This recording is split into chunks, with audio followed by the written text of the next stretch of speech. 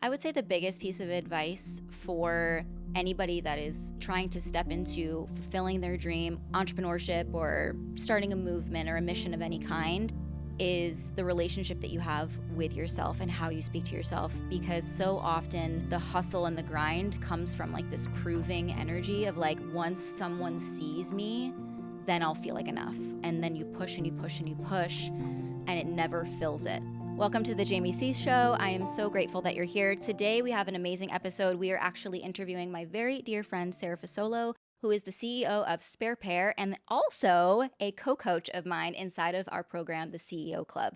Today we are diving into her story of overcoming infertility, the subconscious mind, and we are also going into finally starting the business of your dreams and being able to fully use your voice in your marketing and create the life that you've always desired. Let's dive on in.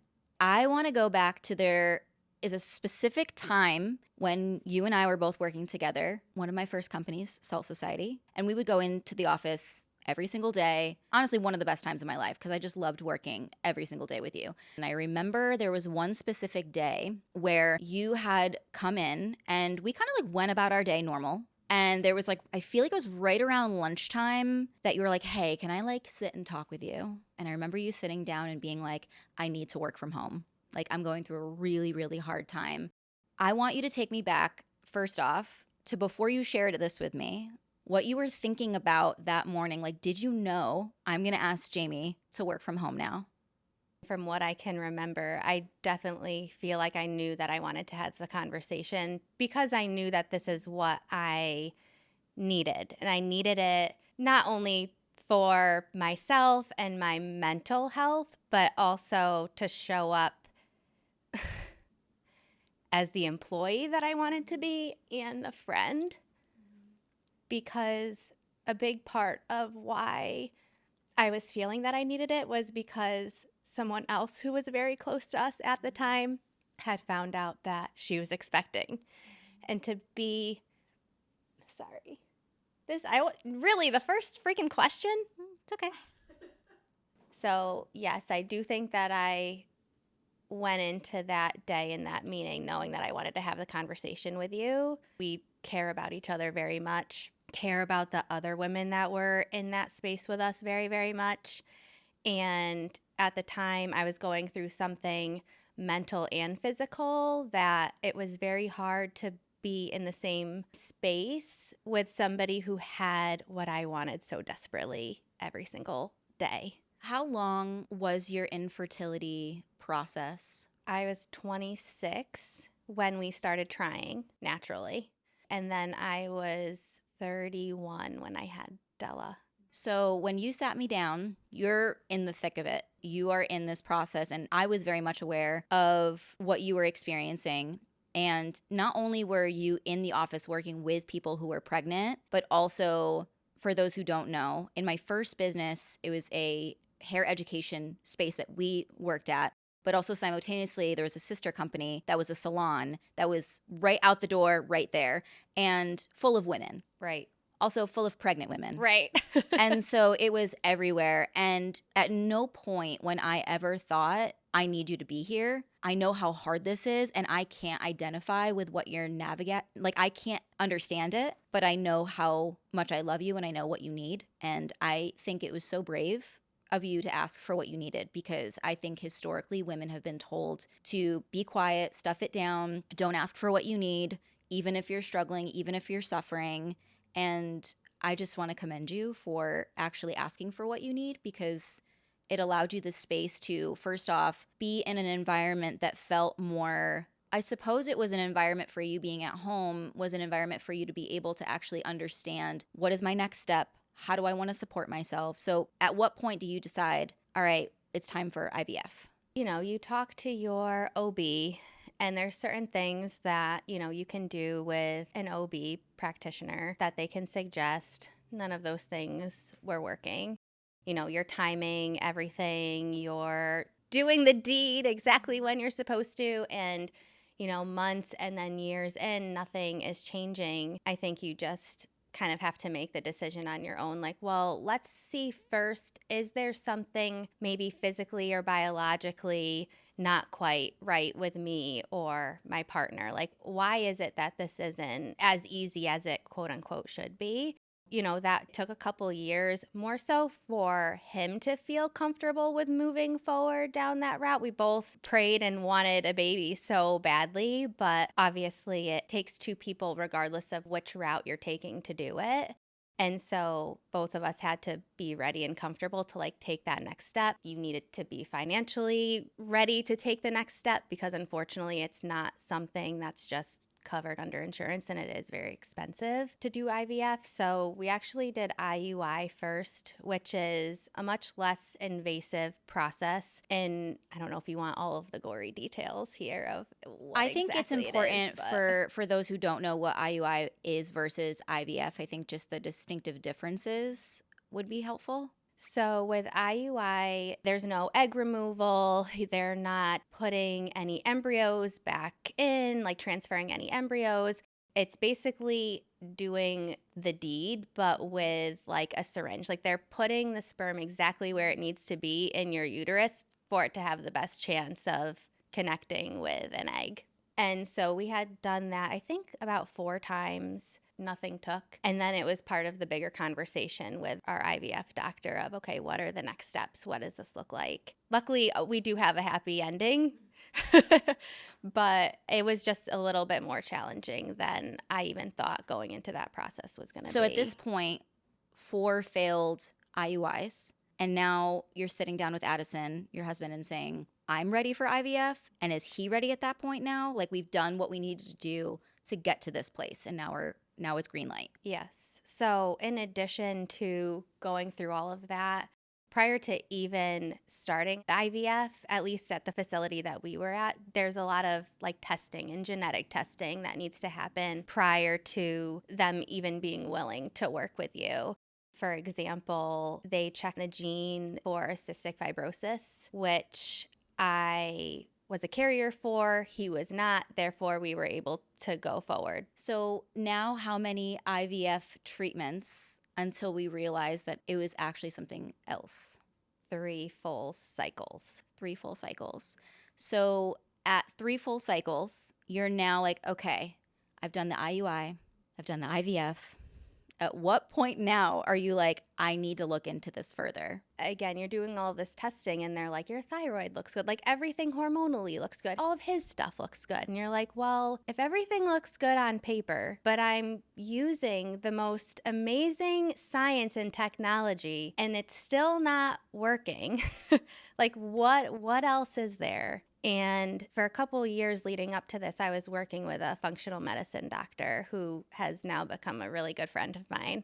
She had always known that kind of the goal was to prepare my body for pregnancy and to carry a baby and postpartum and all of those things. Like that was always the goal. And it wasn't until that last failed embryo transfer of our 3rd full cycle of IVF that I was like, I'm going to reach out because I had 2 more embryos that were frozen. And I just thought to myself, what's going to make this any different? Just waiting another month and transferring another one and not having it work out. If I'm not changing anything about myself or what I'm doing, how does that greater the chances of this next one working? And I just remember calling her and telling her, I think it was the day that I found out that it didn't take, and was just like, there's something else. I don't know what it is, but there's something else. And that's when she told me that she was starting this program specifically around women who were suffering with infertility. And would I be like basically the first, kind of her guinea pig, the first person to go through this program with her. And it changed my life. At this point, too, there were multiple times where you and I are working together. I'm watching you go through this. I'm loving you through it. We're also simultaneously doing bigger projects together. And you have so much on your plate, not just emotionally, but like we're doing a lot together at that point. That was also simultaneously around the same time of my own healing journey and becoming so aware of nervous system work and subconscious work. And I remember you going through this and you'd mentioned that it was working on its subconscious level. And I'm like I was like jumping for joy because I was like, oh my God, I'm so excited. Because as you know, what we do in this company is we work so deeply with the subconscious. And it's this situation where so many people have this desire of pregnancy, a healthy relationship, money, business, success, all of these things. And they're doing everything that looks good on paper, but it's just not happening. I want to know what the process was like when you were like, okay, I'm going to be your guinea pig. There was a couple different things that we did. Functional medicine, a lot of it has to do with food and proper nutrition and all of those things, which she, full meal plans. Like Addison was loving it. He was like, I get to have steak every other day. This is great. Because it's important for your partner too during that time to participate. But one of the biggest things, and the thing that I think really changed everything, was she introduced me to EFT. And for those who don't know what EFT tapping is, so essentially EFT tapping is working on different energy points in the body and being able to tap on different parts of essentially the chakra system and open up energetically and be able to communicate deeper than just the conscious level. Yes, and I had never heard of it before, had no idea what it was. And she did it with me for a couple weeks. Like we got together via Zoom and we would do it. And, I don't want to say we all have trauma. I had trauma from a child that I didn't realize was really holding me back in that intimate area in general of my life. And within literally a month of working with her, I found out I was pregnant naturally. I remember when you told me that you were pregnant naturally. I feel like I cried for probably about 7 days straight. You too. Me too. I get to. So at this point now, are you thinking, yes, I could possibly imagine myself doing this? Because I know sometimes consciously there's those blockages that come up that's like, why would it ever work? Right? That all the past experiences, I've done everything right. Why would this work? Was there a sense of that coming up for you? Oh, yeah. I mean, prior to you knowing, when I had an inkling that I was pregnant, we were on vacation in Florida visiting family. My period was late. I was feeling like a little queasy, which might even be like early, I don't know, to start like feeling those symptoms. But I was like, something's just like off. And I had called Dr. Kate. I was like, is it possible? Like we've been doing this for only like a few weeks. Like, is this really happening right now? So she was like, when you get back, make an appointment with the infertility specialist. Have them do any blood testing they need to do to see if it's positive. Because when I was taking home tests, it was negative, but I just felt like that was wrong. Like I was like, I'm pregnant. I just know it. So got back home, did all the things. They tell me I'm pregnant, but that I think it's my HCG level, and that was low. And so I can remember the nurse, it wasn't even the doctor, the nurse that had called me to tell me that she was like, so like you are pregnant, but basically don't get too excited because your levels are really low. And, I'm telling Kate, and she was like, don't listen to what they're saying. You're going to be great. It's going to be great. You're pregnant.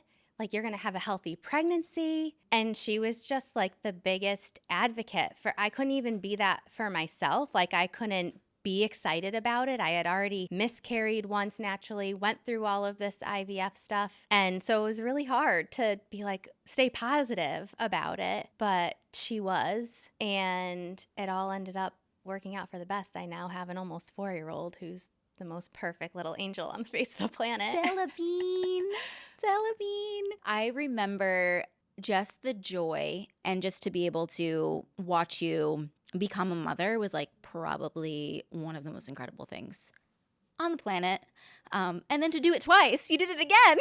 You have 2 babies. 2 babies, 2 beautiful babies, which Marin, my youngest, is an IVF baby. So with one of the 2 frozen embryos that we had left, we used that and ended up with her. And I don't even think my body would have been ready to do that again and have it be successful if I didn't do the EFT, if I didn't do all of the other things to what got us to that point. And so, yeah, I'm just very thankful.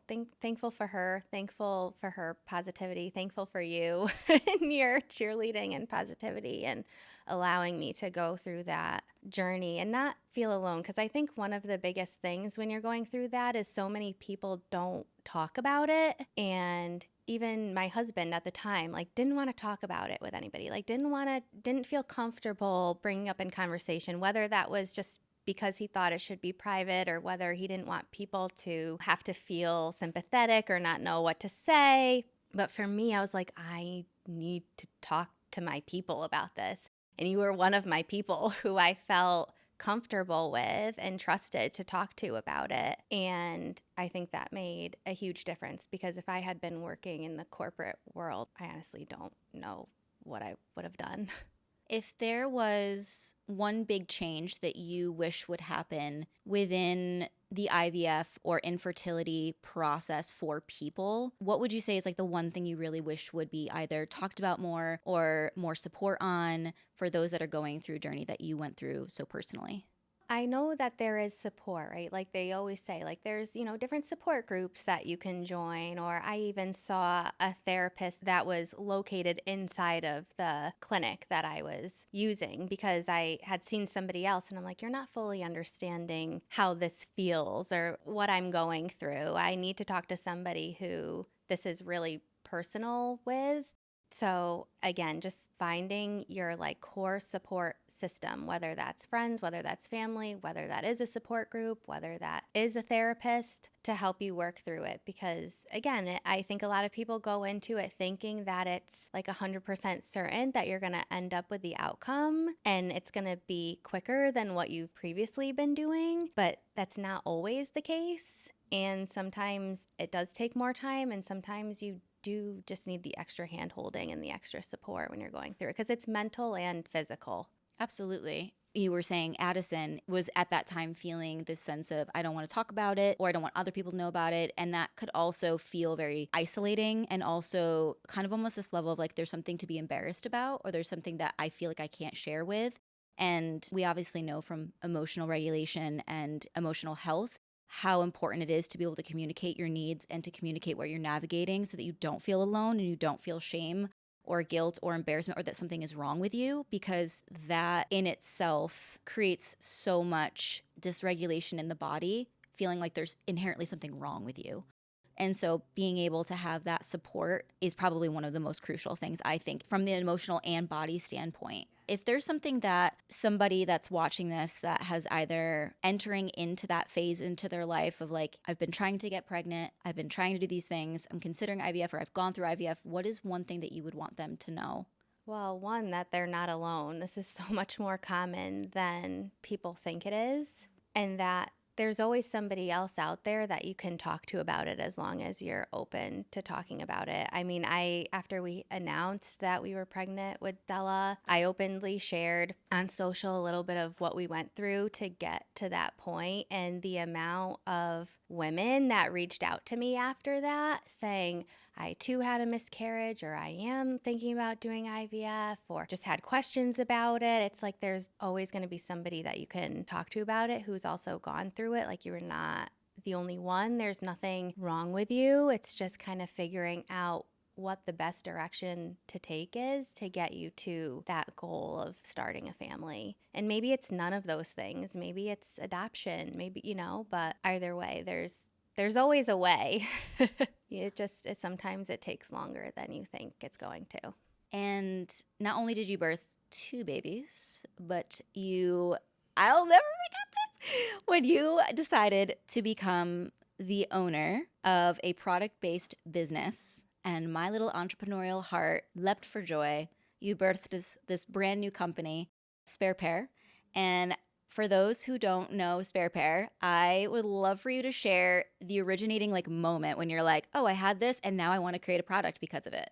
I feel like we were in your old business. Sounds about right. I feel like we were in the office And, the one of many times where, especially going through infertility, right? Like you're doing hormone shots and all these things and your period's coming or you don't expect it because you think you're pregnant, all these things. And we're sitting in the office and what do you know? It's like my period comes and I'm like, why can't I run up the street to the CVS and buy a single pair of underwear? I could get Depends, which not happening. I could go Commando, not ideal. No.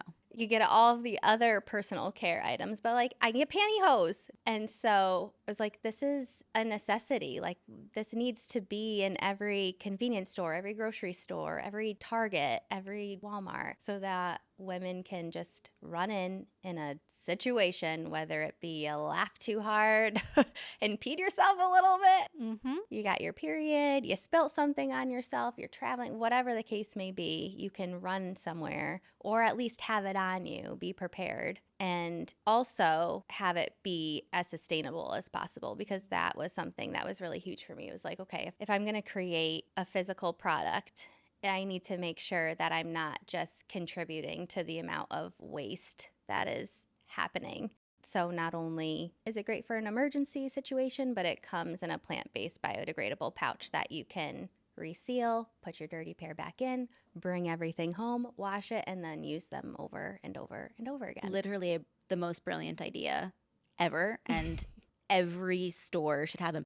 I am really curious because obviously every single business that I've had has been more education based. We did have products at one point, but it wasn't a product based company from infancy, if that makes sense. It wasn't an originating idea. Now, here you are, you have this idea, you're like, okay, got it. How does that even start? How do you begin the process? I mean, again, I think it was knowing you and connections, because we were in this space where at the time you were creating these physical products and it was like, okay, well, who can I reach out to that we're already working with who might be able to even point me in the right direction of a manufacturer? Like, how do you patent an idea and get it made and get samples and all of these things? And so, it was through somebody that we had already been working with. Who I contacted, and they were just like, we can make anything. I'm like, great, this is my idea. Amazing. And that took a couple years, and there was a lot happening in the world at the time that kind of prolonged me getting any physical product and real samples. But again, it was all at the same time that I'm going through infertility, I'm getting pregnant, starting my family. Working full time. Working full time, doing all the things. Superwoman. Yeah, so, well, you try. are. You know that one of the biggest things that we work on in the company is making sure, it's my heart-led mission, is to make sure that women especially get into the hands of more money. Good-hearted people get into the hands of a lot of wealth, a lot of overflow. It is our birthright. Again, universally, everyone deserves abundance. Being a woman and seeing what women go through, it is really important to me, because when women are in the hands of overflow, we just do really good shit with it. We really do. And you know this personally. And we always want to be able to see the overflow go into the hands of people who can continue doing better things. So your grandmother is one of those people, a beautiful, heart-centered woman. And I want you to share the story of that. Typically, when you want to start a product-based business, you need capital to do it. There's a minimum amount that you need to order of something in order to bring your business and your brand and your product to life. It just so happened that my grandmother, who is still living, she has saved and saved and saved, and she has 3 children. I'm the only grandchild that she has. And one day she calls me, and it was around the time when I'm, thinking of doing this. And she calls me and she's like, I could just wait to give you your, quote unquote inheritance after I pass, but I'd really like to see what you do with it instead. So I'm going to give it to you now. And gave me this lump sum of money that I was able to then take and start building this business with. Because if I didn't have that, I honestly don't know what I would have done, if I would have had to find investors, if I would have done it at all. I probably would have been too scared and nervous to use my own money at the time. Because again, we're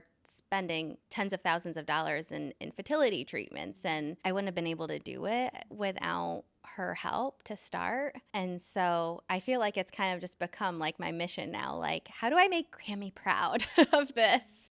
Even though I know she was just happy to have it and to give it. But it means something to you to have her see this turn into, which it has. And I know you have really big dreams like I do. And I know that every single person that listens to the show, watches the show, is also a heart-led leader and has big dreams and visions for their life. But I never want you to diminish the amount of how far you've come. Because I know that a lot of times we can personally be like, well, I want to be over here now and I want to go here. But it's like the fact that you did it, that it's an incredible product, that it's being stocked places, which I want to dive into in a little bit. And I want to know your biggest dreams about it. But I want you to know how proud I am of you, because it takes so much intention and heart and self-belief to first off receive that gift and to do it. Because I think a lot of times we can have the availability to abundance, whether it be our own or whether it be gifted to us, and to say no. I think a lot of us would say no to a lot of things, right? And which is a part of the work that we do here, is to make sure that you can say yes to the things that are lighting you up and make you happy. And this was something that was on your heart, in your spirit to create, and you did it. And it's a physical product now, from literal thought to product, which is just a brilliant thing. And I want you to share, what was it like the first time you got stocked somewhere? It really all started a year ago because, again, tying it all back, right? Like all of these things are happening at the same time. So I'm like finally getting samples, and like we're starting to do like a photo shoot to create the website. And I am 9 months pregnant. Like I can't go to this photo shoot because it's states away and I'm not allowed to travel. I remember the photos came out incredible. Yeah, they did. It was great team. They were fantastic. But so I'm like, okay, finally, after all of this time, like have this physical product that I can put out to the world. But I'm also about to birth something into the world all at the same time. And so kind of for the past few years, it was put on the back burner because I'm now in my dream of having children and raising children and still working. Last August, I decided I'm going to attend my first trade show. I was so proud of you for doing that. Thanks. It's proud of me too. I'm so proud of you.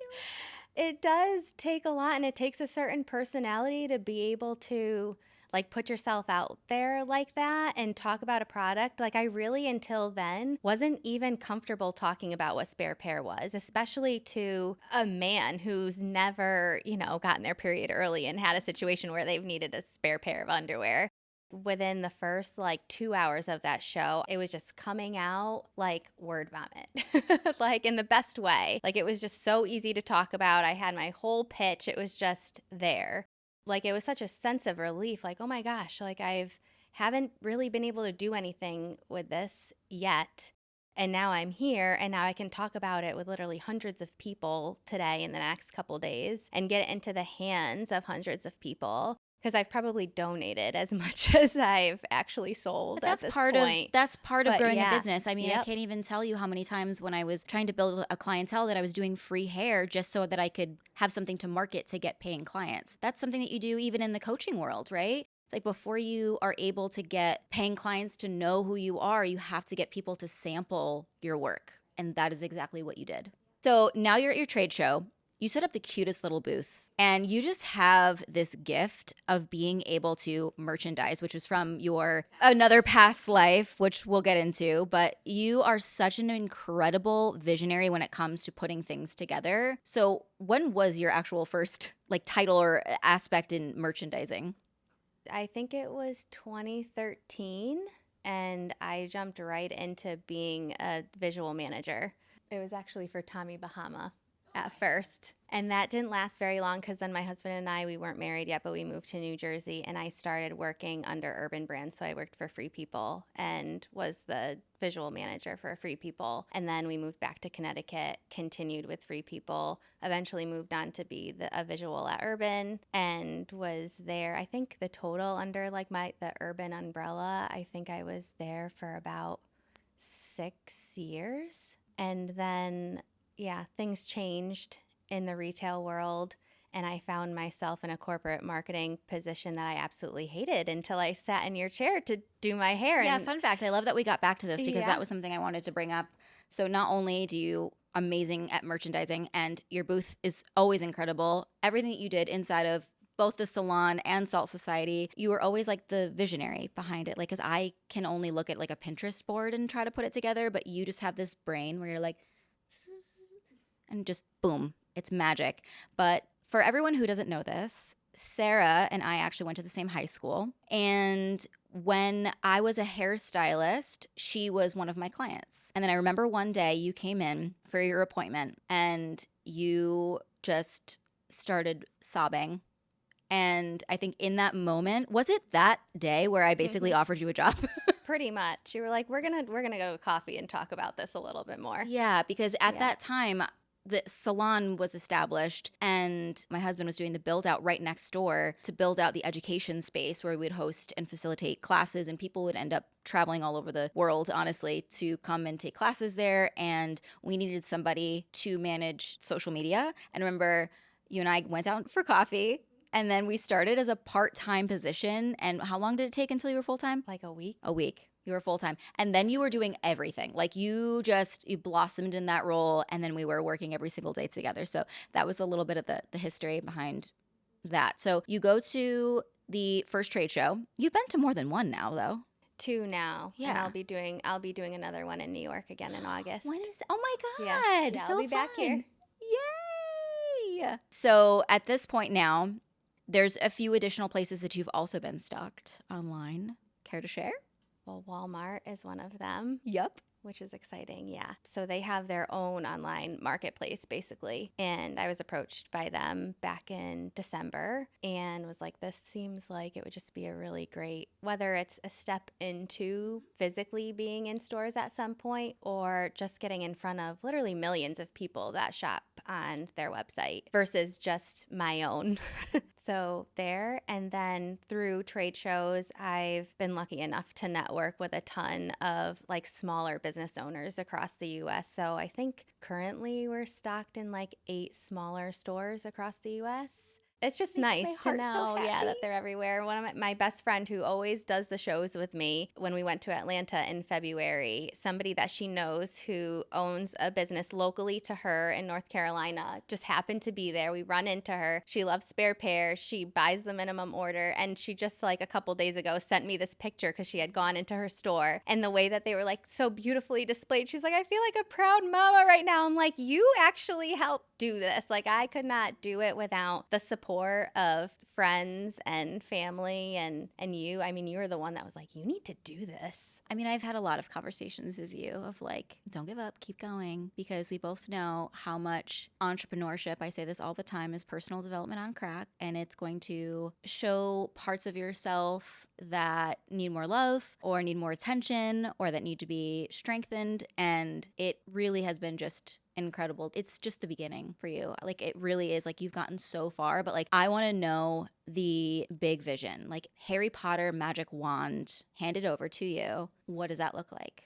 I just want this product to be like readily available to any like woman in need for it. So whether that looks like it's in every convenience store, CVS, like I said, gas station, whether that's in the restrooms in middle schools and high schools when girls are getting their periods for the first time, whether that's in a Target or even being the merchandiser I am, I'm like, this would look beautiful at Anthropologie, like in the stanchions by the checkout counter with all of their other like great little products that they have from third-party brands. Like it's just very versatile product that just needs to be available for women when they need it in an emergency situation.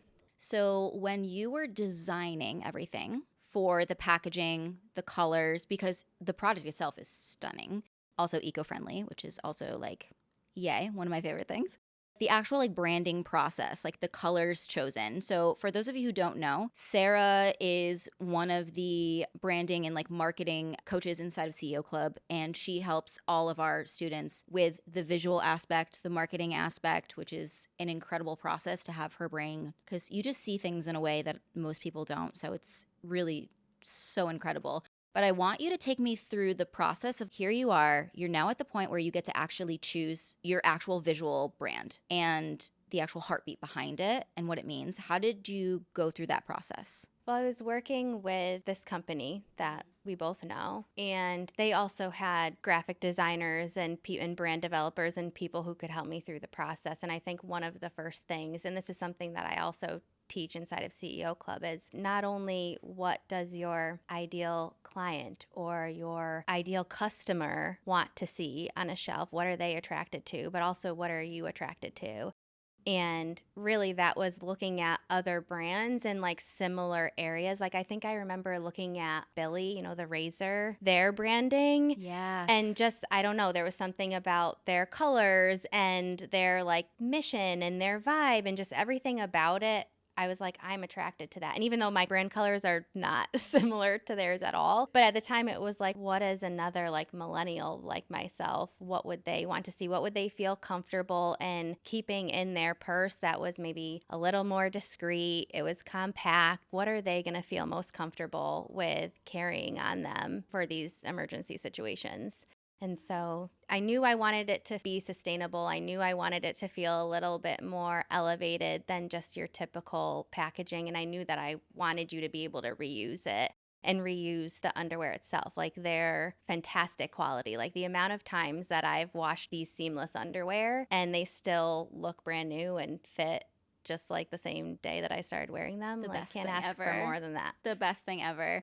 And so we work with clients inside of CEO Club. We help entrepreneurs take their one-to-one work, package it up, and make it into a digital, globally offering product, basically areas of their education that we can then help them create that branding for it, the naming for it, getting it out into the world, and allowing other people to access their transformations any time of day without them having to exchange their time for money. Because obviously, I fully believe that passive revenue is probably one of the most incredible gifts that we could ever have and create in our businesses, especially we were just having this conversation before about being moms, having cycles, period cramps, raising children, hormones, and how I swear I am just more fully convinced that passive revenue is like women coded. Like it is built for women. Because I mean, nothing against men, you all, I love you so much. But I just feel like that aspect of having your education go and help somebody. And also as you give abundance, you get abundance. You give your education, you get to see a transformation, you get the abundance of that reciprocal monetary exchange, right? Not only is that one of the most beautiful things because it allows us to be able to take time off, be with our kids, do all the things, right? But I think with that, very much with what you've had to navigate and continue for all of us to navigate is the visibility aspect, using your voice, being able to show up, market ourselves, say the things that we might be a little nervous to say, being fully seen. During your entrepreneurial journey so far, what do you feel are some of the biggest pieces of either beliefs or things that you've had to overcome or continuing to work on as an entrepreneur? I think that's definitely the marketing aspect is one, which is so funny because I've done it for other businesses and it's been so easy and fun for me to do and other people's businesses. And then it comes to yours and it's like, it's okay. It's okay. It's okay. I'll put it on the back burner. It's okay. It's okay. And it's like, no, it's not. Like I need to show up the way that I would show up if somebody were paying me to do it. Like even if I'm not necessarily making a dime for doing this because it's my own business, I still need to do it and show up and do it. And it does make a huge difference. Like when I am present and I'm loving it and I'm showing up and I'm talking about it, like you see the sales come. Like Yes. that's just, it's how it works. I know people will actually, some of my clients will say, okay, well, like I haven't made a sale in so long. I was like, when's the last time you talked about your product? When's the last time you like actually said anything about what you do or how you offer versus just sharing a reel on something motivational or something inspiring? Like actually said, this is what I'm good at and this is how I help people. These are the people that I've helped so far, or this is why this is going to transform your life, or just telling a story about where you are and where you've gotten. And the belief aspect of entrepreneurship is 95% of everyone's success, whether you're a coach, whether you're starting a product-based business, whether you are a service-based business owner. At the end of the day, no one knows you're there unless you're talking about it or you have a marketing plan.